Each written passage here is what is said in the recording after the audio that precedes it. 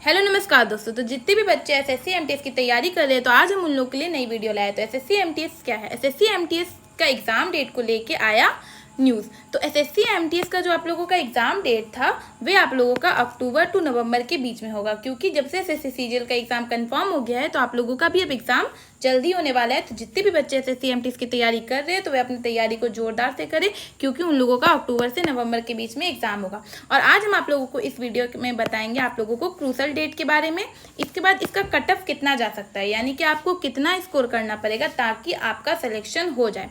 दूसरी बात हम लोग बताएंगे कि कौन सा सेक्शन ज़्यादा इंपॉर्टेंट है, यानी कि किस सेक्शन पे आपको ज़्यादा इंपॉर्टेंट देना होगा ताकि आप लोग एग्जाम को क्लियर कर पाए। और types of negative marking in different section, इसके बाद हम लोग बताएंगे सेक्शनल टाइमिंग क्या होता है। तो सबसे पहले हम लोग आते हैं क्रूशल डेट के बारे में। तो जितने भी बच्चे एसएससी एमटीएस की एग्जाम दे रहे हैं तो वे अपने सेंट्रल लेवल का कास्ट सर्टिफिकेट बनवा ले, क्योंकि आप लोगों का क्रूशल डेट से पहले का डेट कास्ट सर्टिफिकेट में होना चाहिए। क्योंकि जितने भी बच्चे अगर नहीं बनवाए तो अभी भी बनवा ले, और जितने भी बच्चे अगर सर्टिफिकेट दिए थे तो उनको मैं ये बात बता दूं कि आप लोगों का क्रूशल डेट क्या है, यानी कि last date of form apply, यानी कि आप लोगों का जो लास्ट डेट होगा फॉर्म अप्लाई का, तो उससे पहले का डेट आप लोगों का कास्ट सर्टिफिकेट में होना चाहिए।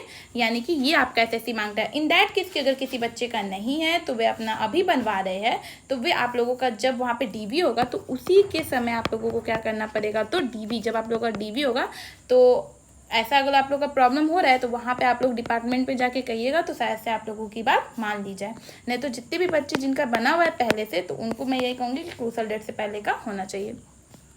और एसएससी एमटीएस का जो आप लोगों का एग्ज़ाम होता है वह कितने नंबर का होता है? 150 नंबर का होता है, जिसमें अगर आप किसी भी अगर आप नॉर्मल स्टूडेंट है, जनरल से बिलोंग कर रहे हैं, तो आपको किसी भी बच्चे को 130 प्लस अगर आप लाते हैं, 130 प्लस अगर जनरल है या फिर ओबीसी है तो 130 प्लस लाते हैं तो आपका कुछ चांस रहता है, मतलब चांस हो सकता है एसएससी एमटीएस में सिलेक्शन का।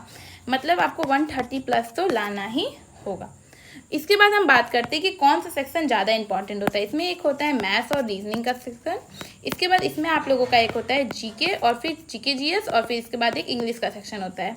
तो इसमें आप लोगों को क्या करना है, आप लोगों को जीके जीएस सेक्शन पे ज़्यादा टाइमिंग, मतलब अपना ज़्यादा समय देना है, क्योंकि मैथ्स और जो रीजनिंग होता है ना ये सिर्फ क्वालिफाइंग होता है। और दूसरी बात कि हम इसमें आपको निगेटिव मार्किंग के भी बारे में बताने वाले थे, तो मैथ्स और रीजनिंग सेक्शन में किसी प्रकार का निगेटिव मार्किंग नहीं होता। तो अगर आप इसको सिर्फ क्वालिफाई कर लेते हैं तो आपको इसमें आपका हो जाएगा। और मेन जो आपका फाइनल मार्क्स आप लोगों का बनता है वह जीके और फिर इंग्लिश में ही बनता है, यानी कि जनरल अवेयरनेस और इंग्लिश पे बनता है। तो इसीलिए आप लोग इस पर थोड़ा ज़्यादा फोकस करिए। मेन फोकस आप लोगों का इस पे रहना चाहिए। जो बच्चे सोचते होंगे कि उनका इंग्लिश हो जाएगा, तो नहीं, आप लोगों को इंग्लिश जीके पे इतना अच्छा से देना है ताकि आप लोग अपना क्या कर सके, तो बेस्ट कर सके। इसके बाद बात करते हैं हम लोग सेक्शनल टाइमिंग की। सेक्शनल टाइमिंग क्या होता है, यानी कि आप लोगों को मैथ्स और रीजनिंग का अलग सेक्शन दिया जाएगा और जीके और इंग्लिश का अलग सेक्शन दिया जाएगा, यानी कि इसके लिए अलग टाइमिंग दिया रहेगा, इसके लिए अलग टाइमिंग दिया रहेगा। ऐसा नहीं है कि एक में ही दे दिया रहेगा। तो पहले आप अपना इसको कंप्लीट कर सकते हैं, इसके बाद ये दे सकते हैं। तो यानी कि ये सेक्शन 1 और सेक्शन 2 पे क्या रहता है, तो बटा रहता है। तो अगर आपको और भी कोई इन्फॉर्मेशन चाहिए तो आप मुझे कमेंट कर सकते हैं। धन्यवाद।